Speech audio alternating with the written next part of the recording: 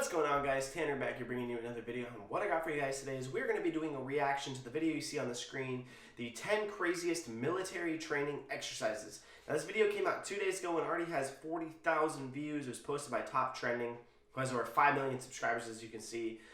But before we get into that, I just like to thank you guys. We just hit another milestone on the channel. We just passed 2,400 subscribers on the channel, so I can't thank you guys enough for all the support you've shown me these last couple weeks. And as we continue to grow and we try to push on to get to 10,000 as fast as we can.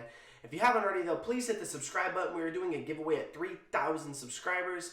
I have not picked the prize yet because we're still 600 subs away. So the faster we get there, the faster I'll be able to give away the prize that we figure out at that point. But without further ado, let's get right into this video. Joining the military is not for the faint of heart. In order to turn the average citizen into a highly trained soldier, militaries around the world put them through a series of extreme tests to prove their abilities. But many of these tests are truly intimidating.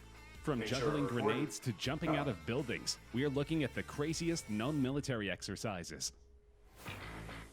Hand grenade hot potato. In 2012, a video surfaced of the Chinese military taking part in one of the most mind-boggling military exercises imaginable. The video, which was leaked from state CCTV, shows a group of People's Army soldiers testing fate with a live grenade. You may be familiar with the exercise. What? It's the equivalent of hot potato, where participants will pass around a potato or some other random object until the music stops, and the person in possession of said object is eliminated from the game. It's kind of like that, although the unfortunate soldier in this game runs the risk of actually being eliminated by a live hand grenade. Thankfully, it is the job of the soldiers to dispose of the grenade into a large hole just before it detonates. One can only imagine that it's the ultimate test of a soldier's ability to cope under pressure. In the video, no one is injured, but if this is a frequent exercise, it's inevitable that someone will be hurt, or worse, in a matter of time. How do you, is there like a timing on them? Like, what, I don't think grenades have the same detonation time on each one. So, how do you know when it's going to go off? Are they really risking like losing soldiers over that? Because the thing is, that blows up in someone's hands. Multiple people are going to get injured. That's crazy. Now, I guess that makes sense of why that's titled this. It is designed to turn the merely tough into the super tough. The Royal Marines' much-feared mud run is the toughest part of the 32-week training course said to turn civilians into commandos. You can see why even the strongest recruits dread it. Exhausted, demoralized, and covered in foul-smelling sludge from head to toe, these Royal Marine recruits hope one day to wear the coveted green beret, marking them out as the elite of Britain's fighting forces. The men need to call upon reserves, both mental and physical, that they didn't know they had, simply to get through the grueling ordeal.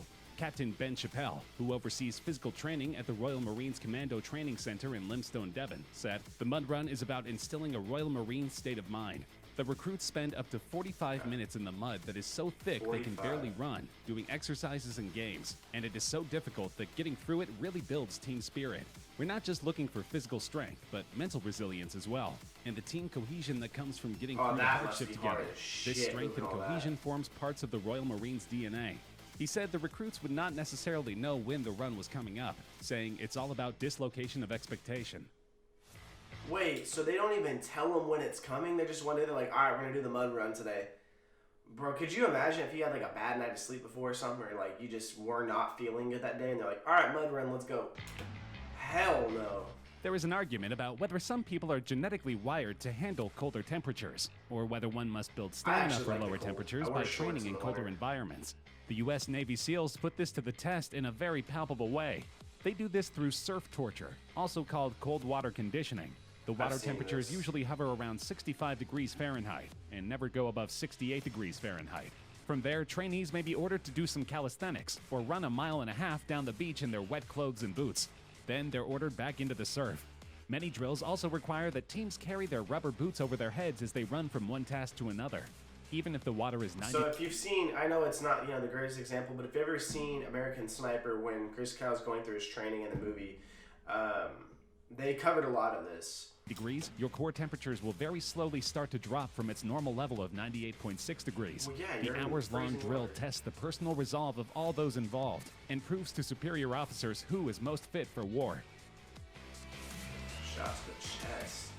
The Russian military isn't known for having a All right, they started this one up by saying the Russians. It makes a lot of sense. Touch. So it should come as no surprise that their counterterrorism operations training is really I'm looking at the time of the video and making sure that we're still recording. Tough. But just how tough is borderline insane? Russia's Federal Security Service, called the FSB, and successor to the KGB, shoots their agents center mass to give them confidence in a terrorist-controlled situation where bullets might be flying by their heads. The trainees, wearing body armor, absorb a few rounds before firing shots back at the target. In a video, the man in front of the target is Andre, an FSB operator, who doesn't flinch as 3 rounds zing by his head. They are forced to stand motionless, and then they wait for someone to casually walk past them, but then suddenly draw a pistol and shoot them repeatedly in the chest. After taking these hits, they are to return fire, and they have to aim just inches away from the attacker's unprotected face. In a second drill, the trainee is given multiple cardboard targets to shoot, but while he does so, he is pushed and shoved by trainers, who yell in his ear, while guns fire immediately adjacent to his ears. These are all supposed to simulate distractions on the battlefield and enhance the trainee's focus in stressful situations. I wonder how many people have died from that.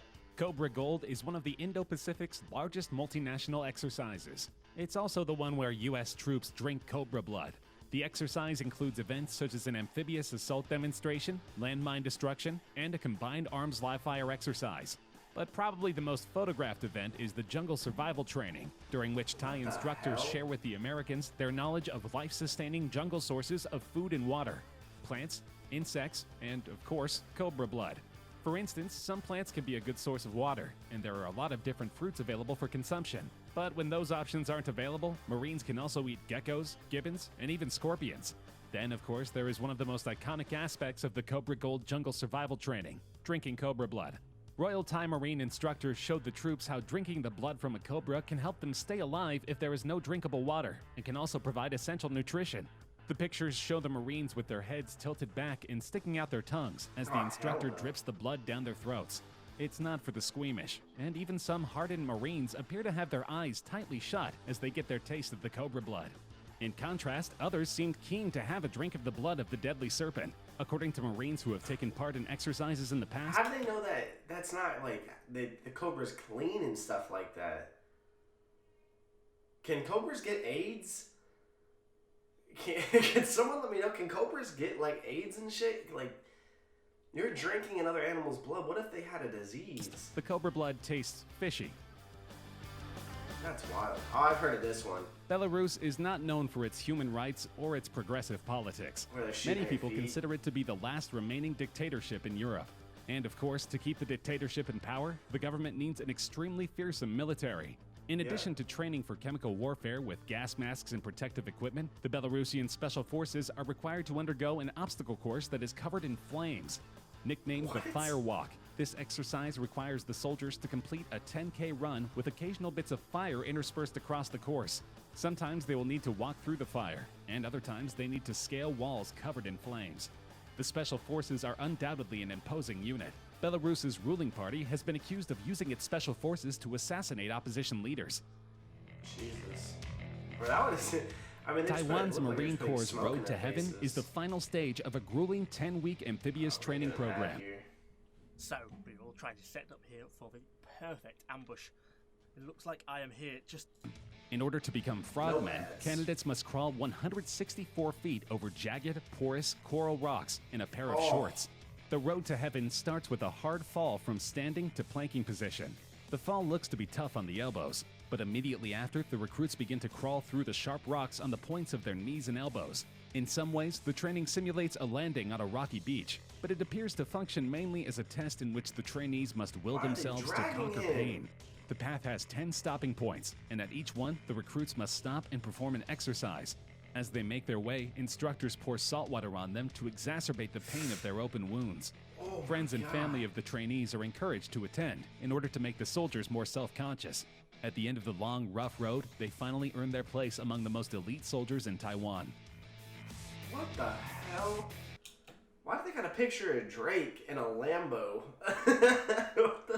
Bro, that last one would suck. Back in 2012, 2 videos surfaced on the internet. The first showed Chinese soldiers breaking bricks with their heads for training. The second one... Alright, I'm gonna keep it a buck.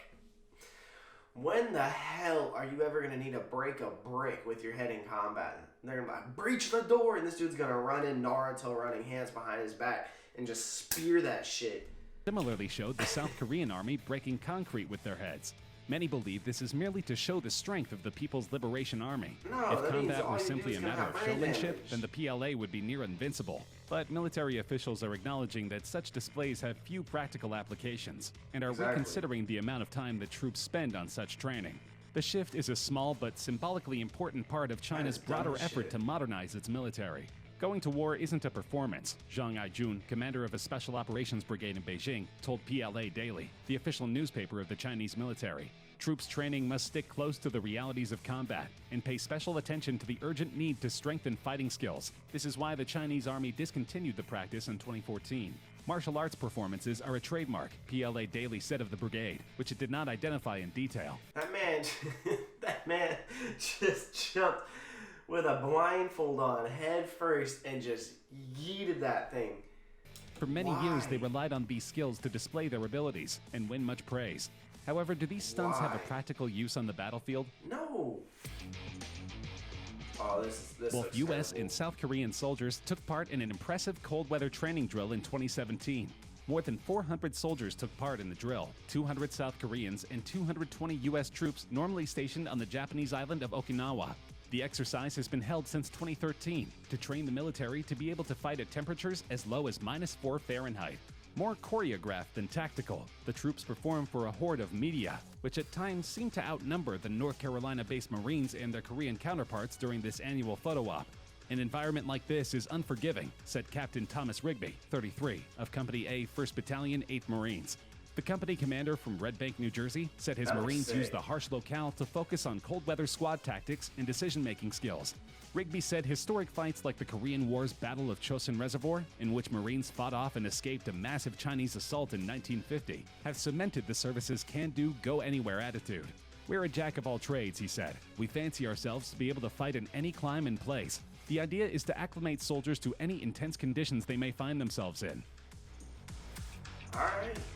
In the snow. Service in the Israeli army is compulsory for all young Israeli citizens in good health, so recruits should hope that they are not. Alright, I'm not sure if this is 100% true, but I've heard Israeli military does some of the craziest shit. Like, they have crazy tactics, they have crazy things they do. Forced into a controversial program in which they are forced to jump from the tops of skyscrapers and rappel down the buildings. The idea is to prepare the soldiers for the impact of a bomb on a building so that they can get citizens out of the flaming structure safely. It is also a preparation for terrorist situations where they need to enter a building covertly. Certainly, the drills have many applications, but hopefully the soldiers don't suffer from vertigo or fear of heights. These new recruits will be prepared to defend the Tel Aviv skyline. All right. I would definitely say that the rocks or the mud run were probably the two worst ones.